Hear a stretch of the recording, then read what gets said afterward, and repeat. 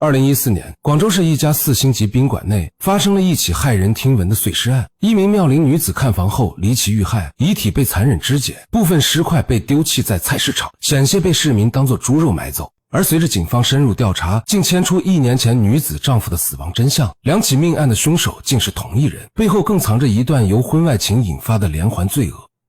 今天我們來講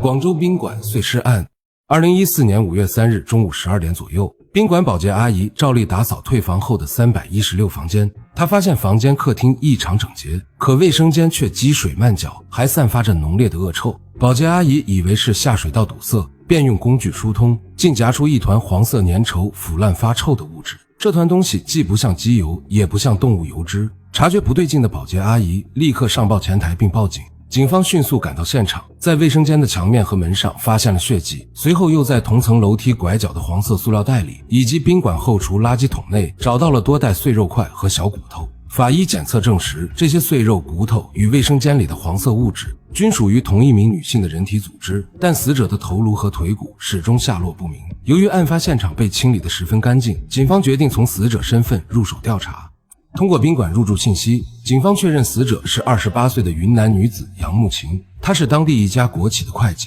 監控顯示，4月30日，楊慕琴獨自拎着手提包辦理入住，10分鐘後下樓索要洗漱用品。不久後，一名头戴帽子、口罩，将自己捂得严严實實的可疑男子出現，他未登記便徑直上樓敲開316房間的門。此後幾天，該男子多次出入賓館，每次都手提物品，而杨慕琴再也沒有出現在監控裡。5月3日早上，這名男子拎着楊慕琴的手提包和一個紅色塑料袋，到前台辦理了退房手續後離開。結合現場勘查和監控信息，警方推測該男子與楊慕琴是熟人，且案件並非謀財害命，大概率是仇殺或情殺。警方隨即調查楊慕琴的社會關係，從其親友口中得知，楊慕琴長相漂亮，性格溫和，與人無冤無仇，身邊雖有不少追求者，但她早早結婚，與丈夫感情深厚。然而1年前，楊慕琴的丈夫因一場車禍意外離世，此後她一直沉浸在悲痛中，未曾再婚。親友們也不清楚她是否結交了特殊異性朋友，更不認識監控中的可疑男子。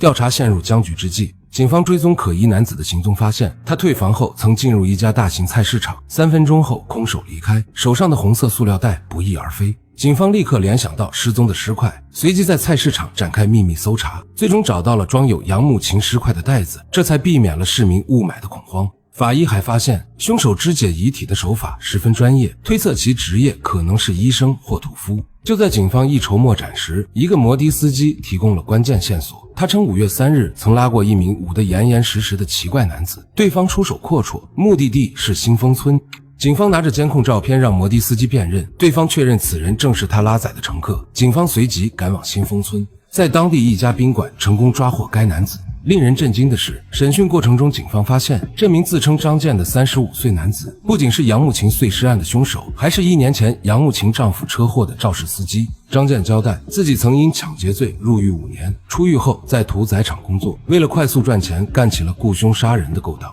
他與楊慕琴無冤無仇，殺害並肢解她，只是因為收錢辦事，肢解遺體則是出於屠宰工作的職業習慣，方便處理屍塊。但當警方追問雇主身份時，張健卻閉口不談。警方並未放棄，轉而深入調查1年前那場車禍，結果發現那場車禍根本不是意外，而是一起蓄意謀殺。警方帶着車禍案的證據再次提審張健，在鐵證面前，張健的心理防線徹底崩潰，終於坦白了所有真相。原來張健撞死楊慕琴的丈夫同樣是受雇於人，而雇主竟然就是楊慕琴本人。杨慕琴与丈夫婚後，因長相出众備受追捧，漸漸嫌弃起丈夫。3年前，她與單位43歲的領導賀強發展成地下情人。1年前，丈夫發現了2人的婚外情，楊慕琴提出離婚，卻遭到丈夫拒絕，對方還威脅要將此事捅到2人的工作單位和賀強妻子那裡。賀強作為公職人員，擔心醜聞曝光丟了飯碗，竟想出殺人滅口的毒計。他給了楊慕琴30萬，讓她找人制造車禍殺害丈夫。張健收錢後，按照要求撞死了楊慕琴的丈夫，並偽裝成意外。由於楊慕琴作為家屬没有追究，張健入獄沒多久便被釋放。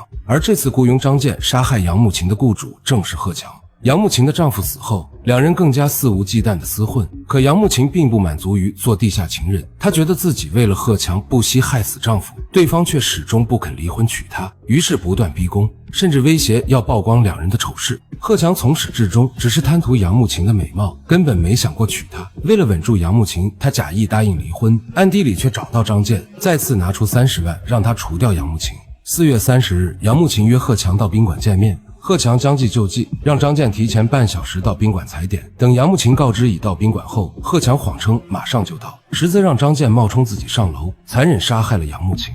真相大白後，警方在張健的指引下，在賀強家門口將其成功抓獲。面對鐵證，賀強如實交代了雇凶殺人的犯罪事實，卻還狡辯是楊慕琴主動勾引，才讓自己犯下大錯。2014年，這起惡性連環殺人案經過法院審理，賀強、張健兩人因故意殺人罪被依法判處死刑，剝奪政治權利終身。這場由婚外情引發的連環罪惡，最終以2個惡魔的伏法落下帷幕。最無辜的當屬楊慕琴的丈夫，他不僅被妻子背叛，還慘遭殺害。若不是楊慕琴被殺案案發，他的死亡真相或許永遠不會被揭開。而楊慕琴為了畸形的愛情，不惜謀害親夫，最終卻死於情人之手，落得個身首異處的下場，實在是令人唏噓。